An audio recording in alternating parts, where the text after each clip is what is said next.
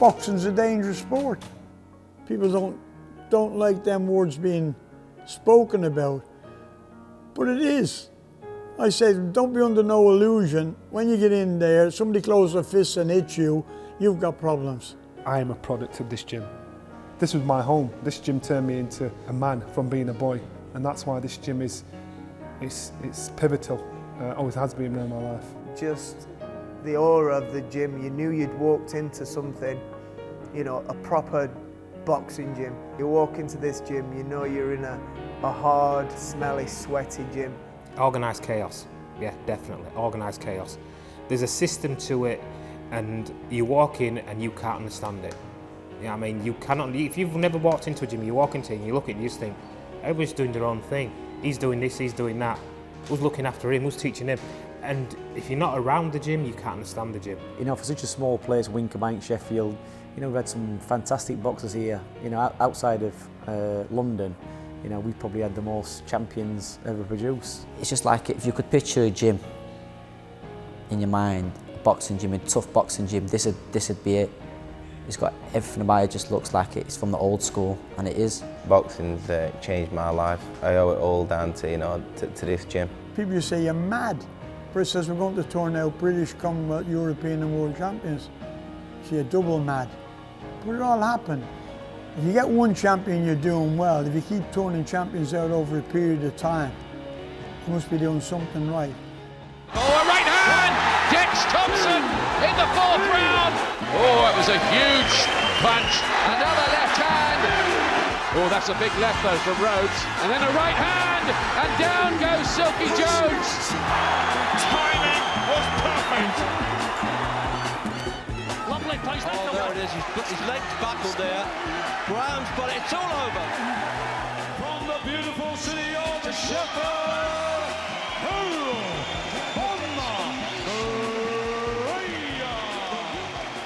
Errol Bomber Graham was good before he came here. He come from Nottingham. I met him in Nottingham one day, I was watching him boxing. But he got beat. He got beat in the ABAs. And he come with me, so he says, well, you're better off going pro. So he went pro, become British, Commonwealth, European, and World Champ. Sorry, missed the world title. To me, he underachieved. With Errol Graham, he just had this grace, the movement, and you know, he'd make people miss, and you could see the frustration of the opponent. And then all of a sudden, he'd go tip, tip, tap, and you know, the fight would be over. My style was like saying Muhammad Ali style. Is that I'd lean back, and everybody in the gym was standing upright and hands up and jabbing away and jabbing away. And I says, I'm gonna have a party here. I just sat back, enjoyed myself, moving around, and I didn't stop moving at all through the. I must have done about 14 rounds there, sparring with different people. And Brendan says, "This is magic." He says, "You know, I can do something with this guy." With Errol, he used to torment the life out of people. You know, like, and he used to, I think, just frustrate them that much that they'd make mistakes, and then when they made the mistakes, you know, like, he'd punish them. I was in the crowd, and Brendan says to everybody, "Does anybody want to come up and have a, you know, try and hit one of the fighters? You can hit them where they want, they can't hit you back." And Errol Graham was the one up there, so I thought, I'll have him. And I'm slinging about a million shots at this guy. I could not touch him. Errol had his hands behind his back. He was slipping the shots, smiling at me, talking at me, just poking me in the ribs. And I thought, I was so frustrated, but embarrassed, but frustrated, but embarrassed, but frustrated. And it kept going on. And Errol made me look like a right fool. I remember being down here. I remember Chris Eubanks coming down here sparring with Errol, and Chris couldn't land a glove on Errol. The first day he came in, right, we sparred together. We said, not just messing around sparring, so just getting, you know, what it's like, what is it like to spar with him. So sparring, moving around. Next thing, bang! I went to the floor and got back up. I said, did he hit me? He hit me. He hit me. The beeping person hit me. So I was back on my feet, moving around. After that day, let me say once more, after that day, he never touched me. I was there for 3 weeks. In that 3-week period, I hit him once. The one time I did hit him, I put him on his back. But all the rest of the time, I got my head boxed off, which is why when I turned or became champion of the world, I publicly said I would never fight him. And why would I want to fight someone you can't hit? It's the only way to actually honourably discharge yourself from actually competing with a fighter without losing honour. Brendan came up to me and said, "You got this fighter, Julian Jackson," and I said, "Yeah, you know, he can punch you, but you can punch, you can punch." And that's it. He can punch. Referee come up to me and he says, "Yeah, right. This might be your last round." And I said, "What?" It might be your last round. If nothing happens in this round, we're going to stop the round. I'm going to be world champion. Yes. So I went out, laxy daisy, moving around, do my thing. All of a sudden, I was just going to hook him with a right hook and leaning forward. And then what did he do? As he's coming over, smash right on my jaw, bang, clean out for 6 minutes. 6 minutes on the floor, a world champion, blitzed. I think Errol's probably the best British fighter never to win a world title. The Sheffield people absolutely loved him, and even to this day they do. It was a great time. That was really, for me, the beginning of everything, where everything started to move in boxing in the late 70s, 77, 78. And from that, it just seemed to spiral, and the good kids like Naz, Johnny, all these kids just started to flow for that. Nobody ever thought Johnny Nelson was going to do anything with himself. Eddie Graham used to torment him to death, used to spin him, turn him, ridicule him. All sorts of ridicule. And he come out snuffing. He said, 2-3 years, please God, you're still alive. I said, he won't be able to do that with you. I can remember when he first walked in this gym. I was an amateur boxer at the time. I think I was 14 years old. Johnny came in and I just remember sparring with him and thinking, he's all arms and legs, he's rubbish. And we actually cornered Johnny. We took him to loads of fights and he just kept throwing himself in. And I used to think to myself, he can't fight. He's got no heart. He don't want to fight. Why is he doing it? To get a name for himself, or so he can go to school and say I'm a boxer. Or I could never understand it. Brendan knew this was getting to me. And Brendan called me in the corner. He said, "Come here." He said, "Do me a favour." He said, "I want you to start doing the weights." I said, "Why, Bren?" He said, "Because if you do the weights, it'll make you stronger. And what'll happen is they won't be able to handle you, and they'll tell you not to do the weights, and they'll say to you, you're going to end up like Frank Bruno, you'll be a big stiff." He said, "And when they say that to you, that means you're giving them trouble and they can't handle you." Then one day, Errol and Brian was in the corner getting changed, and he went, "Johnny, come here." "What's up?" He said, "You want to stop doing those weights? Because they're going to make you stiff like Frank Bruno." And I wanted to start laughing because they were the exact words that Brendan said. And I went, "All right." And then Brendan came in. I said, "Bren, you're right." He said, "What?" I said, "They've told me to stop doing the weights because they make me like Frank Bruno." He said, smash him, keep doing it, son." The amateurs, his record, you'd look at it and you think to yourself, terrible. Then I turned him pro. Then he turned around people's criticism. Turn around and say, anyone he can make money with, he'll turn pro. Johnny Nelson, he's turned him, he's useless. So what happens when he becomes world champion? It's no good looking today. You've got to look as far as you can what you're going to do with them. The two success stories out of the gym, I think, is my dad coming over from getting off the boat in Dublin and ending up at this place, and his number one project is Johnny Nelson, because when you saw him, when we used to go out, when he boxed amateur, you used to put your head down thinking who was going to go in the corner with him. Nobody wanted to beat him, and you just think, why on earth are you doing this? You don't look like you want to do it. You're not making no effort to do it. But gradually, his confidence came, and I think he realised that he could do it. And whatever anybody says, Johnny Nelson has been 100% success story from this gym, because you just wouldn't have expected him to do what he's done. I got in the ring to box Carlos de Leon. I was a boy in a man's body. I froze. I was terrified. Looking at his record, I thought, "Nah, this guy's a real deal. You're going to get exposed here, Johnny." I can remember walking out, and I looked in the crowd, and Frank Bruno's there, Michael Watson's there, Linda Lusardi's in the crowd, you guys don't know Linda Lusardi, ex-pastry. They were all in the crowd, and I thought, oh my God, these lot have come to watch me. And Brendan's talking in my ear, and he knew I'd just phased over. He's talking to me, "Johnny, stay focused, come on, stay." He's on my ear, he's on me all the time. I got in the ring. He could have stabbed me in my forehead. I was not waking up. I wasn't having it. I just glazed over. But That was the worst and the best experience in my life. Because then, that's when it all began. After that fight, it was hard because everybody in Sheffield turned against me. I can understand the frustration, but really, it was like Johnny Nelson was in the 4th division and all of a sudden we put him in the Premiership. You know, like he got a draw against, you know, Manchester United or whatever. You know, like he's from Winkerbank Wanderers or whatever, and all of a sudden he's in with Manchester United. It should have been looked on of what it was, you know, like it was a big step up for him. But I think people were disappointed that it was within his grasp, and I think he realised afterwards that it was. And if I'd have walked away from boxing at that point, it affected me for the rest of my life in everything I do. I'd have never tried to push myself in anything. And the only person that was there behind me that knew where I was coming from was Brendan. He understood how to deal with me. He understood, even if I didn't box, I had to fix this. So when it came to boxing for the world title against Carl Thompson, it wasn't about winning it for me. It was about winning it for the gym, because I'm a product of the gym, because I had nothing. No natural talent, no raw ability. I had nothing. I wasn't gifted as a sportsman. I wasn't aggressive. I'm not a hard case. So I'm a building block of this gym.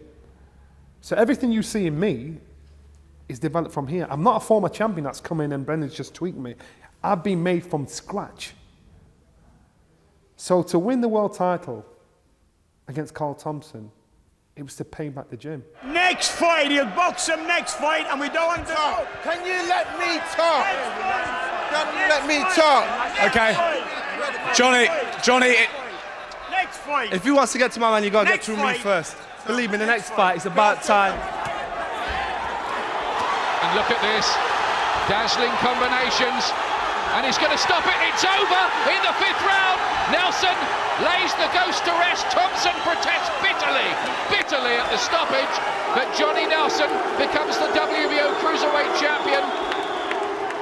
For me, was just to show that Brendan Ingle's system works. I'm a product of St Thomas's Boxing Club. I entered the gym with nothing, no natural talent, no natural raw ability. I entered the gym with nothing. I'm a product of the gym. I am the gym. If Johnny had lost that fight, that would have been the end of him. And he turned that fight around, won. And, you know, for the next 7 or 8 years, he was world champion unbeaten. And, you know, he was unbeaten in the last 10 years of his career. It was a Friday. And Brendan said, "That's it, Johnny, that'll do you." I said, Brendan, just one more round. He said, no, that'll do you. I said, "One more round, man, please, and I'll get out." So we're in the ring sparring. Then I heard something like a floorboard snap. Next minute, I was on the floor. And I'm sat on the floor, and I'm looking at the sparring partners. He's thinking, "Well, I didn't hear you." And I'm like sat on the floor, and like Brendan looked at me, and like his face, I can remember the look on his face as if to say, "That's not good." Got to the hospital. Brendan came up to the hospital with me, and we sat there while I'm laid on the bed. The doctor came up. He looked at my knee, what was my knee, and there was like a hole there. And he went, "Ah." I said, "Listen, doc, I'm fighting in 2 weeks. If you could just bandage me up, and then after the fight, we'll deal with this after the fight." And he said, "There's not going to be a fight." He wasn't even tactical about it. He wasn't even soft about it. He said, "You won't box again. Your career's over." If he was close enough, I'd have probably grabbed him. And I was in tears, I was in bits. And I thought, "You don't know what you're talking about. You don't know me. I'm all right." So he walked away, then a nurse came up. When the nurse came up, she held my hand, and that was it.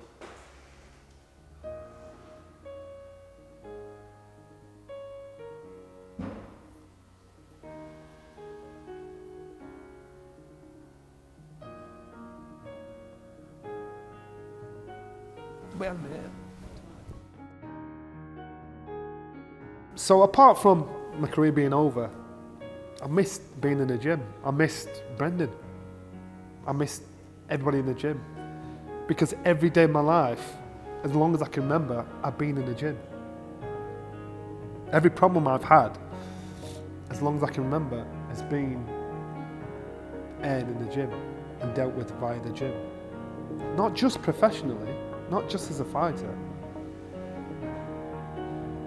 personal stuff as well.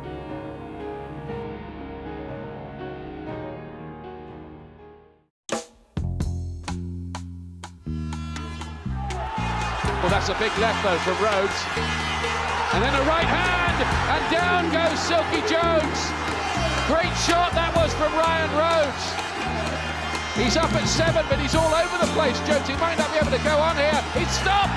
Ryan Rhodes is the youngest British champion at any weight for 57 years. The first Saturday morning I came in here, and I went and spoke to Brendan, and he was shouting young kids up at my age. They was walking up to me. He was asking them questions. They was answering him. I was looking in the ring, watching the lads sparring. There was people on the bags. There was people getting took on the pads, and I just remember thinking, I like this. I don't think I'd ever heard anybody with the Irish accent, and I was a bit shocked, a bit amazed, thinking, how come I don't speak like him, or do I speak like him? But I looked up to him straight away, because he said what kids needed to do, what you needed to do, and I thought, I like it. When I started coming through with the amateurs and everything like that, I used to look up to Errol, to Johnny, to Brian Anderson, to Fidel Castro Smith, Slugger O'Toole, or whatever you want to call him. I just used to look up to them, and they were like British champion, Commonwealth champion, European champions, and they was in here with cameras just like we are today, having pictures, getting interviewed. It looked really good when I was growing up, and I really, wanted a part of that. I turned professional at 18. On me, I think 11th fight, I fought a former friend of mine from down here, Paul Silky Jones, for the British title in Sheffield at Ponds Forge. I knocked Silky out, I think 7 or 8 rounds. So I was the youngest in 57 years to win a British title. And then I went on and defended it 3 times in record time, which was 90 days. So I had 3 fights within 90 days. So I was the quickest to win a Lonsdale belt outright. And then my career just went up from there. I felt I needed a change, something different. And I spoke to John and Dominic and Brendan. And, we decided to, for me to try something else. I decided I needed to try something else. So John and Dominic and Brendan was cool about that. So we obviously went our separate ways. It wouldn't have been beyond Ryan winning a world title. You would have thought Ryan more over than Junior Witter winning a world title. Junior came in, he boxed a few of our kids, Ryan Rhodes, another kid called Jason Barker, who was a very good amateur, when he was 18, 19, 20 years old, and he didn't do anything after that. And then I said to him, why did you walk in the gym when you were 22 years old? You'd been boxing, you boxed up to 18, 19, and seemed to just go off the scene. He went, well, I saw people like Ryan Rhodes on the TV, and all these kids are boxing the amateurs, doing it on Sky Sports, and I thought, well, I'll have a go. I seen what happened with Ryan, because I remember I seen Ryan box when he was probably about 13, 14, and he was a short, stocky kid, massive shoulders, a lot of power, but he was raw, and the foot movement, the foot style didn't suit him. It didn't look like he'd be able to master it. I came on 5 years later. I boxed Ryan. We had a close fight, and he'd gone from a kid who I looked at as nowhere near going to be able to switch to hit to a kid who did it really well and really improved. Gave me a good fight.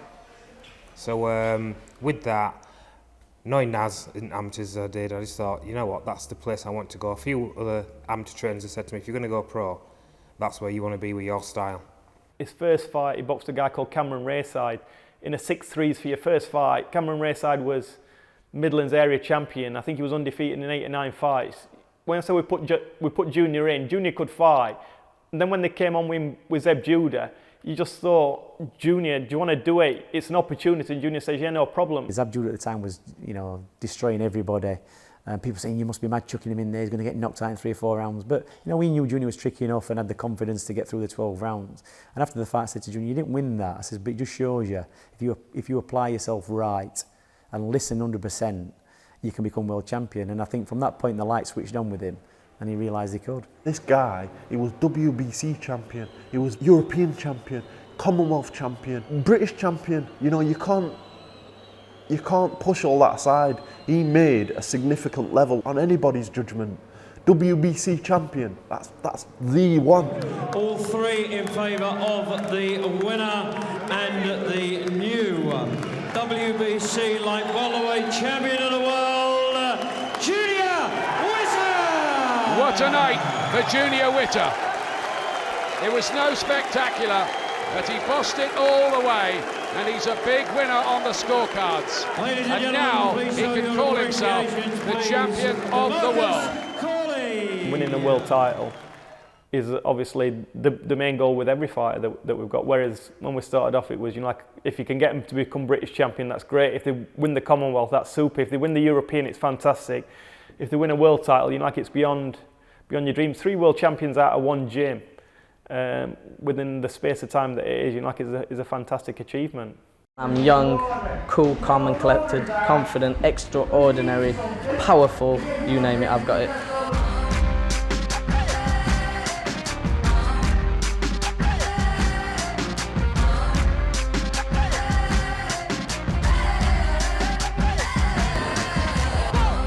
I'm on the bus, and I'm going to a part of Sheffield, not far around here, and I see him in the schoolyard up the Winkerbank School here, and he's fighting with 3 small kids like himself, and he's getting out of the way. I thought to myself, he looks a bit handy. Over the years, he just came into the gym, did his stuff, you know, and he never seemed to be detached from Brendan. Everywhere Brendan went, he seemed to be following. And we used to have a laugh and a joke that he was the Brendan's other son. He went everywhere, every show, he knew every fighter, knew all the kids in the weight below him, in the schoolboys, the weight above him. He was like a professor of boxing he was when he was younger. From a schoolboy, Naseem Hamed, took him right through the schools, all the way up, England International, 18, turned him pro. Then you'd hear people turning around and saying, there's an Irish fellow up in Winkerbank, he's a nutter. I used to see Naz do things in the gym where, you know, I've been all the way around the world in gyms. I've been to the Wildcard gym, I've been to gyms in Vegas, I've been to gyms in New York, and I saw Naz do things I've never seen any other fighter do. Naz would spar with super middleweights and light heavyweights, and good super middleweights and light heavyweights, and just bash him for fun. Naseem Hamed, I said, what happens? I says, I don't gamble. You go and put 100 pound down, you get 1,000 to 1. A 10,000 to 1. Again, he's 21 and I'm still alive, he'd be world champion. You're mad. Before he's 21, he's world champion. I think Robinson, he's got him. Oh, that's a superb left hook. And Robinson is down for the 2nd time, and it is over. The referee waves it over, and the Prince is now king. I'm over the moon for him. He done the job, and fair play to Steve Robinson. Fought like a champion, plenty of heart, and he took some good shots on the chin and he come back. Naz winning the world title for me was a highlight, and then obviously everything afterwards was a bonus. But finally, winning the world title for the gym was a highlight for me. This is where all the hoopla has to stop, and Prince Naseem Hamed has to show the Americans what all the fuss is about. Oh, look at that though! Look at that though! Right hand from Hamed. He's always got the power. And another left hand hook. That might not be the end of it. He's knocked out. It is over. And Prince Naseem Hamed, well, the American dream does take off for him. If you're doing a system for 20 years, nobody can hit you. Why change the system? I like the gym where I started out. This is a gym in Winkerbank in Sheffield. I'm happy with the gym, but I've been offered big contracts to go over to Tenerife in a totally different gym than Nigel Benn. It's a totally better gym, so I might be taking the deal because it includes a beautiful private jet and what can I say, sparring partners, you know, mates going over. I might take it. For me, you know, it was sad because Brendan has spent a big part of his life on Naz. You know, he nearly got it right with Harold Graham, he nearly got it right with several people. But Naseem Hamed was the years and years of work all dropping together and finally producing this kid, you know, who, you know, was on par could have been on par with Muhammad Ali and the legends, you know, from a little place in Sheffield. And he was charismatic, you know, he could talk, everybody loved him, everybody tuned in to watch him. It was a fantastic time. Eventually, I think the big machine took over. You know, people were telling him one thing and another, and basically the basic fundamentals of boxing and, you know, knowing what you should do, just stick to the boxing and everything will fall into place. You know, Naz was into the high life, the showbiz life, and everything else became bigger than the boxing.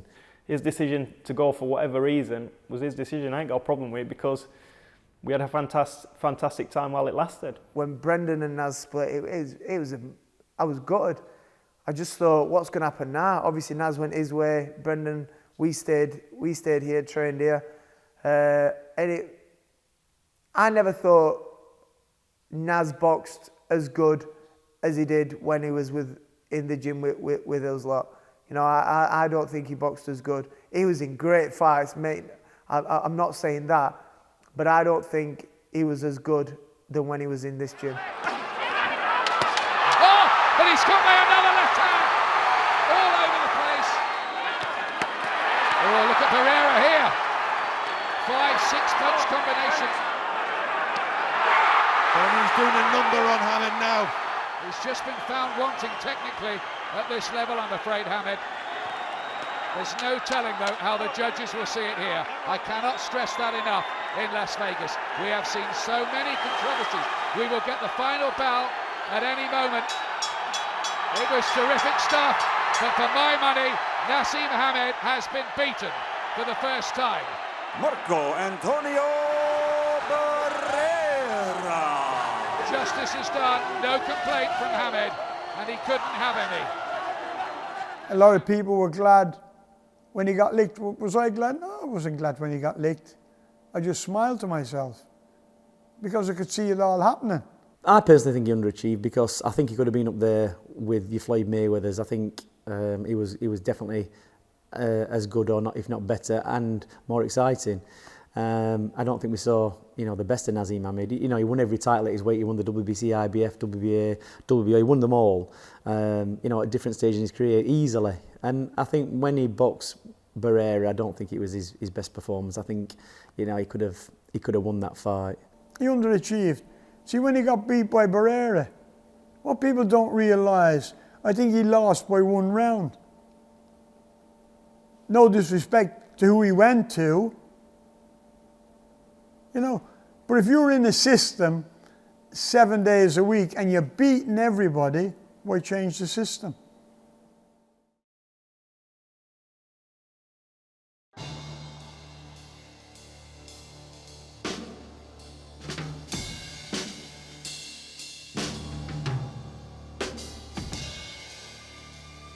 First memory of me coming down to this gym, I'm a 9-year-old.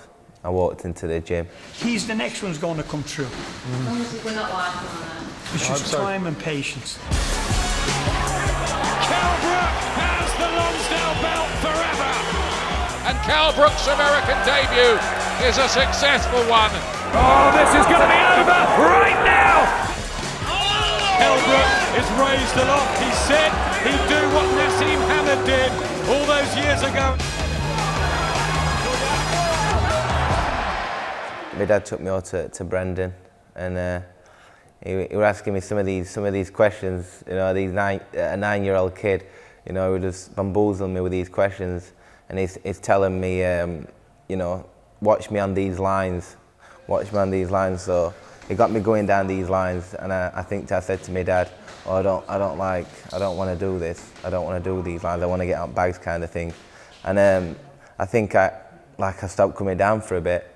And then, you know, I think I got a taste for it again, got back down, and not looked back since. Kell Brook's probably the last, what I call the old school, because after Kell Brook, you know, that was the Naseem Hamed period, the Johnny Nelson. There's no other kids from that time left in the gym. Kell's the last one.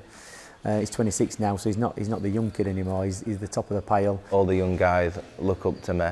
I always, you know, stay about to have a talk to him, talk to the parents, you know, and you know, the kids love it. They keep coming down and they've got that bounce in their leap, you know, like I did when I was their age. Once I got into the gym and Brendan were telling me for years that I was going to be world champion, and obviously they could see that spark there in me.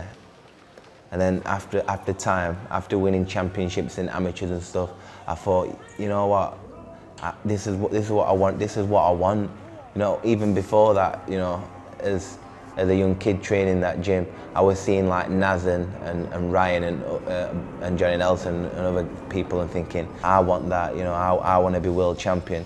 So since from being 9-year-old, you know, I've had a passion. It wasn't until a few years later when he started to develop and, you know, trim up, and he became a regular feature in the gym, you know, and had his first fight. I think that's when it really switched on then, that, you know, he was actually doing this training for some reason, and the reason was to get in and have a fight, you know, with kids in a ring, whereas before he'd be having fights with kids at school.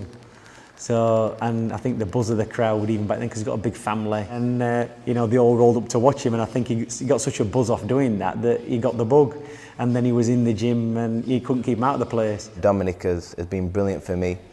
As me being a professional, the back end of my fights, Dominic he does all the training with me, you know, he does all the things with me, talks to me about what we're going to be doing, you know, and we're coming here and get the job done.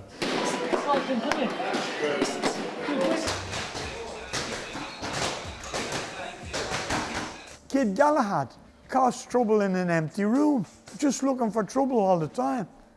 I said, put all your energy into something constructive, you can fight. But he caused trouble. No end of trouble. Now, he's just got better and better and better. He's got a job, he's come through. He comes in and he's a good example, a good role model to all the other kids. When I was about 13, I went to a gym in town to go and do some weight because I wanted to get bigger because I was only a small kid. And started training there, and there was a ring, and we used to just fiddle around, me and my friend.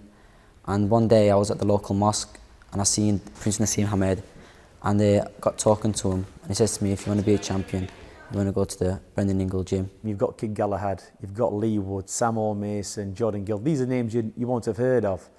But, you know, in 2 or 3 years' time, you will see these kids coming through. They've had the blueprint with Naz, with Kell, with Johnny, with Junior. It's all there for them to see. Hopefully I will hit the heights what Naz is, and hopefully I'll hit higher heights than Naz did. I came into the gym when I was 16 years old, you know, just as a kid. I got into training. I just came into training, you know, the gym's famous, and at that particular time I think Naz were just up and coming, and it was the place to be. So I just came, you know, to say that I'd boxed, I'd gone into a gym. I couldn't see the bigger picture. So, you know, I can't really remember specifics, but I do remember just disappearing. I remember Brendan finding out where I lived at the time. I remember hearing his voice, and he said, I was looking for you, where have you been? And I said, Brendan, I'm embarrassed to tell you, but I ended up getting 13 years for false imprisonment, kidnap, robbery, section 18. And it was an embarrassment at the time, because this guy had, for no cost, gone out of his way to find me, to try and encourage me, to try and inspire me, to try and motivate me. And, you know, I just couldn't see it. That's one thing, one of my biggest regrets. If I'd have seen it at the time, who knows, I might have been world champion now. You know, people said to me, what is it, what drives you? Do you know, to be honest with you, the things that drive me, the people I've hurt and the mistakes I've made. I'm not going to make the same mistakes with me boys. I'm not going to make the same mistake with my family. And that's what drives me. I won't make the same mistakes again. You talk about great trainers, and you talk about great characters. To be a good trainer is not just to be able to tell anybody how to hit a bike or walk the lines or move around the ring. It's being able to get into the character of the individual and get the best out of that individual to make him believe in himself. At first, I used to think he was crazy. He used to make me sing red, yellow. He used to go, come over here and shadow box and sing. There's an Irish fella up in Winkerbank, and he's got them singing red and yellow, and they're going up and down lines. You'd have to sit there and be like, red and yellow and pink and green. And shadow boxing, but in the time to the nursery rhyme. But really, it was so simple and so technical regards to the footwork. I said to him, if your feet are right, I says, then you've got less chance of getting hit. I says, you do your combinations on the bikes, they're very simple, straight left, straight right. So you come in here and the kids are going up and down the lines and they're going red and yellow and pink and green, orange and purple and blue. I can sing a rainbow, sing a rainbow, sing a rainbow too. And then that's when everybody starts clapping and either clapping or looking at you like you're a complete idiot. Even now, with a lot of the guys, what you'd do is you'd get people coming in like the sports minister or something like that, and Brennan would say, look, show them hand-eye coordination, go and do it. And so what you'd do is you'd back off because whoever was close by, you'd drag you. Be it me, be it Naz, be it Richard Towers, be it Junior, and then you'd have to start shadow boxing. That's the kind of things he'd do, just for confidence, hand, foot, eye coordination, timing, character. Going up and down them lines, used to think I was a nutcase. Used to say, he's got them singing red and yellow. They're going up and down the lines. But I says, you're learning hand, foot, eye, voice, hearing, coordination. And instead of getting in and knocking hell out of one another, they would call it technical sparring now. We had them body sparring. Nobody ever got hurt here, and we wouldn't have it. And even now I can have heated discussions over open sparring. There's more to boxing than knocking lumps off each other. There's a style to it, you know. It's also the art of not getting hit as well as hitting somebody. We have got a unique style. I mean, Johnny Nelson, you look at him now, you wouldn't put him down as a boxer. He's not got a mark on him. Junior Witter hasn't, Ryan Rhodes hasn't. You know, like the kids, when you think they've been doing this 10, 15, 20 years, you wouldn't expect somebody to be doing a sport like this. This gym's been ram-packed with so many fighters over the years, so many champions, so much character. You know, the walls, they've not changed. And, you know, this place is, you know, it feels like home to me. And you wouldn't think there was a hierarchy where the champions come in at a certain time and the amateurs and the kids come in at another time. This gym's not like that. Everybody is in together. You could walk in, you would not know who was a champion, who was a fighter, who was a novice, who had just come out of prison. Everybody works together. At one point, there was myself, Naz, Kevin Adamson, Clifton Mitchell, Martin Smith, Johnny, and Fidel.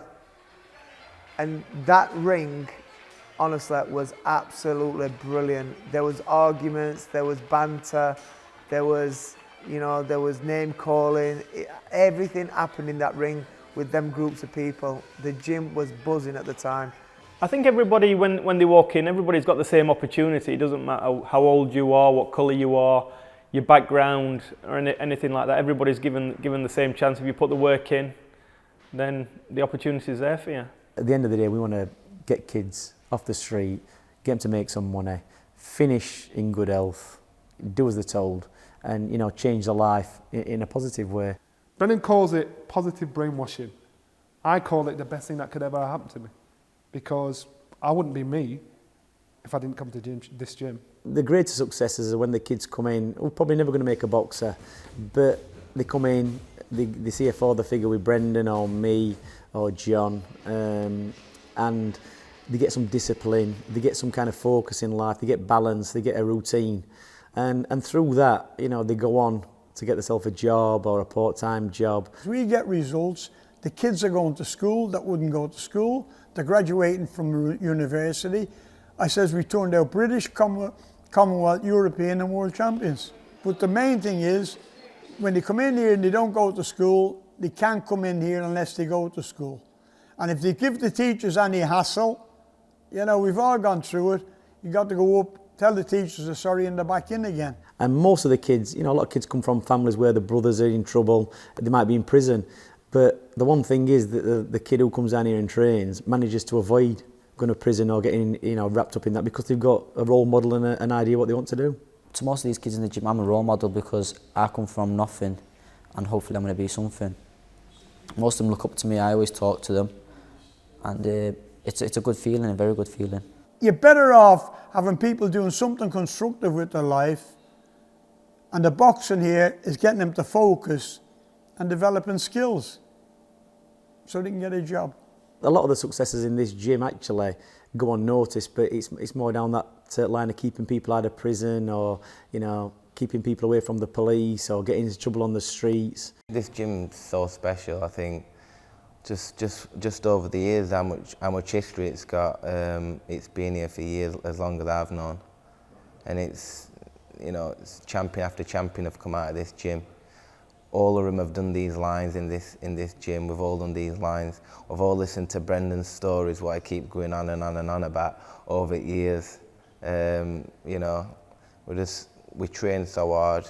We all want each other to win, and I think this gym it's so well known around the community. It's just a place, isn't it? Memories. I said I can sit back and say to myself, yeah, will I take a bit of credit from it? Yeah, of course I will. I says, because you spent time in my gym, because I know what you wear. When I'm uptown and I come across kids, and they're with the parents or the grandparents, and I look at them and I think to myself, I can't believe the way you've changed. I says, what a nightmare you were, what a headache you were. And you just start laughing. Well, you learn, don't you? I says, well, everybody learns. I says, marvellous what you've gone and achieved. Brendan's the type of fella you can't say a bad word about, and it makes me feel bad that I didn't put in all the effort he put in to just a kid what I didn't have nothing to offer him. But the fact is, me realising that now, it's one of the things, one of the main ingredients what actually drives me. If I didn't meet Brendan, I'd probably be in prison. I would not be the man I am today, not in a million years, I know that. Coming to the gym guided me, it put me on the right track, and if I hadn't have come to the gym, I don't think it would have been looking good for me. Probably if it went for Brendan or Dominic or John Ingle, I'd probably be in prison right about now. It changed my life completely. It turned me from a crafty, bad thinking guy to a good thinking guy. Opened my eyes up to the world. He's a godsend as far as I'm concerned, and as far as many, many thousands of people are concerned. I would have ended up going down the wrong route, so really boxing's changed my life. So I owe it all down to this gym. Changing life is the most important thing, but if you finish up making a champion, you travel all over the place and travel all over. What's better than traveling all over the world and somebody else is paying to see you? This was my home. This gym turned me into a man from being a boy. It's seen my children grow up. It's seen my parents. It knows my family. It knows me inside out, and that's why this gym is pivotal. Always has been in my life. Out in the garden where we planted the seeds, there is a tree as old as me.